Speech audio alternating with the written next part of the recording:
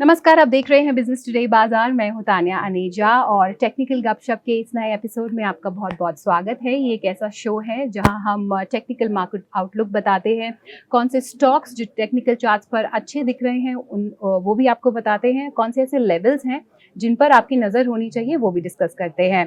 तो देखिए, अगर मार्केट्स की बात करें, जो फेब सीरीज रही है वो काफ़ी वॉलेटाइल रही है। 300 पॉइंट्स तक निफ्टी गिरता हुआ हमें नज़र आया है। इनफैक्ट अगर आप निफ्टी नेक्स्ट 50 की बात करेंगे तो उसमें हमने 3000 पॉइंट्स की गिरावट देखी है। हालांकि ये जो गिरावट है वो अदानी ग्रुप स्टॉक्स में जो हाल फिलहाल सेल ऑफ चल रहा है उसकी वजह से भी है।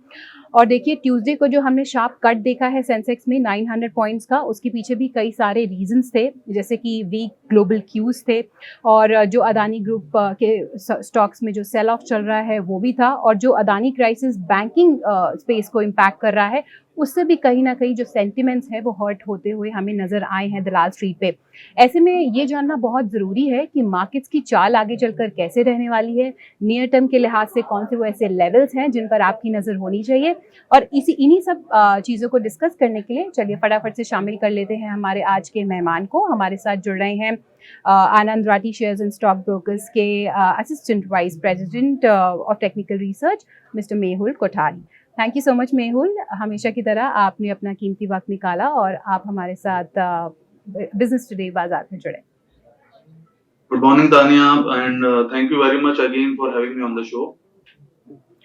सो मेहुल, अगर आप पिछले 4 सेशंस की ही बात करेंगे तो निफ्टी जो है वो 600 अंकों तक लुढ़क चुका है। इनफैक्ट हमने थर्सडे को 17,500 का जो एक इम्पॉर्टेंट लेवल था वो भी टूटते हुए देखा है। फेड की तरफ से जो बयान आए हैं उसमें एक्सपर्ट्स का यही मानना है कि हॉकिश साइड पर वो ज़्यादा बयान देखे जा रहे हैं। तो ऐसे में आपके हिसाब से नियर टर्म में कौन से वो ऐसे लेवल्स हैं जिन पर हमारी नजर होनी चाहिए और मार्केट की चाल अब आगे चलकर कैसे रहने वाली है? देखिए तानिया, पहले तो मैं कहूंगा कि डेरिवेटिव्स डेटा फ्रंट पर अगर हम कुछ एनालिसिस करते तो इस व्यू को हम 3 पार्ट्स में डाइसेक्ट करेंगे, 3 हिस्से में डिवाइड करेंगे। पहला तो है कि आज की जो मंथली एक्सपायरी है वो कहां पर हो सकती है। तो आज का मंथली डेटा अगर मैं देखूं ऑप्शंस का, तो 17,500 का जो पुट ऑप्शन है वहां पर बहुत ही ज्यादा एग्रेसिव राइटिंग हो रखी है, तो वो एक स्ट्रॉन्ग बेस लगता है। मुझे लगता है 17,500 के ऊपर आज की एक्सपायरी होनी चाहिए। बाउंस की बात करें, चलो बाउंस अगर आता है तो कितना आ सकता है, तो मुझे 17,700 से ज्यादा बाउंस नहीं लगता, बिकॉज 17,700 के कॉल पर भी अच्छी खासी राइटिंग हमने थोड़ी देखी है। तो मुझे ये 200 पॉइंट के रेंज में आज की एक्सपायरी लगती है। अब आते हैं ब्रॉडर पिक्चर क्या हो सकता है। देखिए, पहली बात तो पीसीआर फिलहाल कल तक का देखे तो 0.70 था, उसके नीचे था इनफैक्ट, तो एक बाउंस बहुत ही मुनासिब था। हमें हमें आज क्लियर कट मॉर्निंग में लग ही रहा था कि बाउंस आएगा। अगर फॉल आया तो सस्टेन नहीं हो पाएगा। जैसे कि आज हमने देखा, गैप गैप अप हुआ और उसके बाद वापस से मार्केट डाउन हुआ, बहुत ही एग्रेसिवली डाउन हुआ और वहां से एग्रेसिव शॉर्ट कवरिंग आई या फिर रिलीफ रैली रैली आप कह सकते हैं, बिकॉज ऑफ पीसीआर बहुत ही लोअर एंड पे है। तीसरी बात, एफआई लॉन्ग शॉर्ट रेशियो जो हम 3 महीने से कंटिन्यू डिस्कस कर रहे हैं, बहुत ही ओवरसोल्ड जोन में है। तो ब्रॉडर पिक्चर डेरिवेटिव डेटा पे ये बताता है कि अगर हम इवेंट्स को निकाल दे, जैसे कि जियोपॉलिटिकल इश्यू चल रहे हैं, वहां देखिए उसमें कोई कुछ नहीं कर सकता, ना कुछ कोई बता सकता। अगर कोई मेजर एस्केलेशन हो गया तो मार्केट और खराब हो सकते हैं, बट अगर उसको मैं हटा दूं तो मुझे लगता है कि यहाँ पर जितना भी डिप आता है मार्केट में वो एक बाइंग अपॉर्चुनिटी हो सकती है और हम एक स्ट्रॉन्ग बॉटम के करीब आ रहे हैं मार्केट में। दूसरी बात, टेक्निकल फ्रंट पर अगर हम बात करें तो 17,350 जो कि 200 दिन का मूविंग एवरेज है, ऑलमोस्ट आज 17,400 450 तो हम आ गए। तो यहाँ पर अगर डिप भी आता है तो 17,350 एक स्ट्रॉन्ग सपोर्ट साबित हो सकता है मार्केट के लिए। 17,350 एक इम्पॉर्टेंट सपोर्ट है और इन डिप्स को आप एज अ बाइंग अपॉर्चुनिटी भी यूज़ कर सकते हैं। ऑल्सो मेहुल, अगर आप निफ्टी बैंक की ही बात करें तो इस साल की अगर हम बात करें तो 7% तक की गिरावट आते हुए हमने इस इंडेक्स में देखी है। मार्केट्स में एक्सपर्ट्स का ये भी कहना है कि ये जो Adani crisis, Adani group stocks में सेल ऑफ है, इसका भी इम्पैक्ट कहीं ना कहीं हमें बैंकिंग स्पेस पर देखने को मिल रहा है और जो डिपॉजिट रेट्स भी बढ़ रहे हैं उसका भी एक इम्पैक्ट हमें यहाँ पे देखने को मिल रहा है। तो ऐसे में बैंकिंग स्पेस पर आपकी क्या राय रहेगी? और अदानी ग्रुप स्टॉक्स जो कि फोकस में बने हुए हैं और आई थिंक अभी भी बिगेस्ट स्टोरी मार्केट्स की वही है, तो आपकी राय बैंकिंग स्टॉक्स पे और अदानी ग्रुप के स्टॉक्स पे? देखिए तान्या जी, मुझे लगता है कि अडानी ग्रुप के स्टॉक्स आगे चलकर भी लाइमलाइट में रहेंगे, बिकॉज़ पहली बात तो अ, कभी भी कुछ भी न्यूज़ आ रहा है और at the same time election को अभी बस 1 ही साल रह गए, तो ये चर्चा में ज़रूर रहेंगे, अडानी ग्रुप चर्चा में रहेगा, तो वोलेटिलिटी तो रहेगी, बट ये कहना बहुत मुश्किल है कि बॉटम कहाँ बनेगा। बट कैसा है कि बॉटम कोई पकड़ नहीं सकता, तो हमारी ये राय रहेगी कि जो-जो अच्छे स्टॉक्स हैं, जैसे कि अडानी पावर है, अडानी पोर्ट्स है, एटलीस्ट हमने वो लोगों को रेकमेंड करना शुरू कर दिया कि धीरे-धीरे एक्यूमुलेट करना है, एक साथ नहीं करना, बिकॉज़ फंडामेंटल्स वाले कहते हैं कि बहुत ही अच्छे वैल्यूएशन पे फिर से आ गया है। टेक्निकली हमें बहुत ओवरसोल्ड लगता है यहाँ से। हो सकता है 10-15%, 20% और गिर जाए, बट ये ज़ोन बहुत ही अच्छे है, तो मुझे लगता है दोनों स्टॉक्स एक बार के लिए रडार पर रखने चाहिए। अब आते हैं बैंकिंग पे। मुझे लगता है तान्या जी कि जो भी डिस्काउंट होना था अडानी ग्रुप के हिसाब से या अडानी ग्रुप के जो न्यूज़ पे बैंकिंग स्टॉक्स पे, वो ऑलरेडी डिस्काउंट हो गया, क्योंकि हम देख रहे हैं ऑलमोस्ट 1 महीने से तकरीबन 1 महीने से ये सारी चीज़ चल रही है, तो मार्केट इतना समय नहीं लगा था, अगर कुछ डिस्काउंट करना है तो पहले ही कर देता है।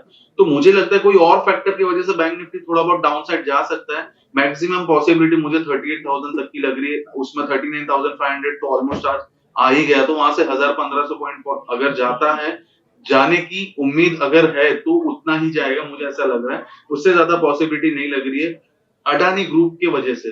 तो यहाँ पर एक स्ट्रॉन्ग फॉर्मेशन बैंकिंग में भी हो रहा है, अगर वो फॉर्मेशन सही हो जाता है, अगर वो कंफर्मेशन उसका मिल जाता है, तो बैंकिंग स्टॉक्स में भी आने वाले 2-3 महीने में फिर अच्छा एक रिबाउंड देखने को मिल सकता है। बिल्कुल।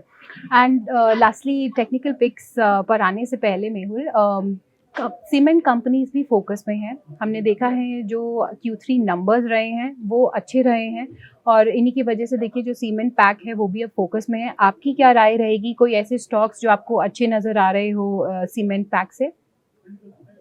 देखिए तानिया, एसीसी और अंबुजा तो हटा देते, बिकॉज वो अडानी के हिसाब से बार बार ऊपर नीचे करेंगे, तो उसको पहले साइड पे करते हैं। बाकी 3 स्टॉक्स जो हम ट्रैक करते हैं, जैसे कि इंडिया सीमेंट हो गया, जेके सीमेंट हो गया, अल्ट्रा सीमेंट हो गया, तो ये तीनों बहुत ही अच्छे लग रहे हैं। उसमें इंडिया सीमेंट हाईली ओवरसोल्ड लग रहा है, तो यहाँ पर उसमें धीरे धीरे एक्यूमुलेशन किया जा सकता है। अल्ट्रा सीमो एक ऐसा स्टॉक है जो आउट परफॉर्म किया है पूरा सीमेंट पैक में, तो वो अभी भी स्ट्रॉन्ग है, तो वहां पर भी निवेश किया जा सकता है। Third stock JK cement, it has been an out performer, तो वहां पर जेके सीमेंट भी हमें बहुत अच्छा लग रहा है। तो ये तीनों स्टॉक्स हमारे रडार पे हैं और तीनों ही स्टॉक्स वॉच लिस्ट पे होने चाहिए। अगर सीमेंट में किसी को निवेश करना है तो ये तीनों स्टॉक में धीरे धीरे एक्यूमुलेशन स्टार्ट कर सकते हैं। चलिए, तो इन स्टॉक्स पर आप अपनी नज़र रख सकते हैं। और अब आते हैं वो ऐसे 5 टेक्निकल स्टॉक पिक्स पर जो नियर टर्म के लिहाज से हमारे दर्शकों को दे सकते हैं अच्छे रिटर्न। तो आज वो कौन से ऐसे 5 स्टॉक्स हैं जो आपको अच्छे नज़र आ रहे हैं? सितानिया, पहला मेरा पिक है एक्सिस बैंक, और मैं पहले कहना चाहूंगा कि तकरीबन 2-3 महीने का टाइम फ्रेम है ये सारे स्टॉक्स में, बिकॉज नियर टर्म में वोलेटिलिटी रहेगी। तो पहला मेरा एक्सिस बैंक है, 840 के करीब ट्रेड कर रहा है, 790 के स्टॉप लॉस इसको बाय करना है, 940 का टारगेट। सेकंड स्टॉक है बाटा इंडिया, बहुत ही ज्यादा ओवरसोल्ड है, फंडामेंटली पता नहीं क्या प्रॉब्लम है कंपनी में, बट टेक्निकली बहुत ही स्ट्रॉन्ग सपोर्ट पर आ गया है, तो ये 1300 के स्टॉप लॉस से बाय करना है बाटा इंडिया को, इसका टारगेट रहेगा 1650। तीसरा स्टॉक मेरा रहेगा कोटक बैंक, मल्टीपल बॉटम्स है यहाँ पर, तो स्टॉप लॉस 1650 का लगाना है और टारगेट रहेगा 1800 का। ओके। फोर्थ स्टॉक है मेरा पिडिलाइट, यहाँ पर हाईली ओवरसोल्ड है पिडिलाइट और एशियन पेंट, तो यहाँ पर long term trend line support पर आया है, तो मुझे लगता है बाउंस अच्छा खासा मिल सकता है, तो 2200 के स्टॉप लॉस से पिडिलाइट को बाय करना है 2440 के टारगेट के लिए। लास्ट मेरा काउंटर है वो है टाटा मोटर्स, ऑलरेडी बहुत ही अच्छा चल रहा है, एक ब्रेकआउट आया था, पुल बैक दिया है अभी, तो 410 के स्टॉप लॉस से टाटा मोटर्स में बाय किया जा सकता है 470 के टारगेट के। बिल्कुल, तो axis bank, Bata India, Kotak Mahindra bank, Pidilite industries और टाटा मोटर्स, ये वो ऐसी 5 स्टॉक पिक्स हैं जिन पर आप अपनी नज़र रख सकते हैं। और देखिए, स्टॉप लॉस लगाना बिल्कुल मत भूलिएगा।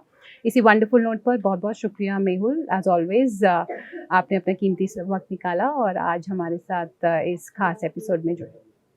Thank you Tanya. चलिए, तो इसी नोट पर टेक्निकल गपशप के इस एपिसोड में इतना ही। अगले हफ्ते आपसे फिर मुलाकात होगी। नमस्कार। वीडियो पसंद आया तो हमें लाइक, कमेंट, शेयर और सब्सक्राइब जरूर करें।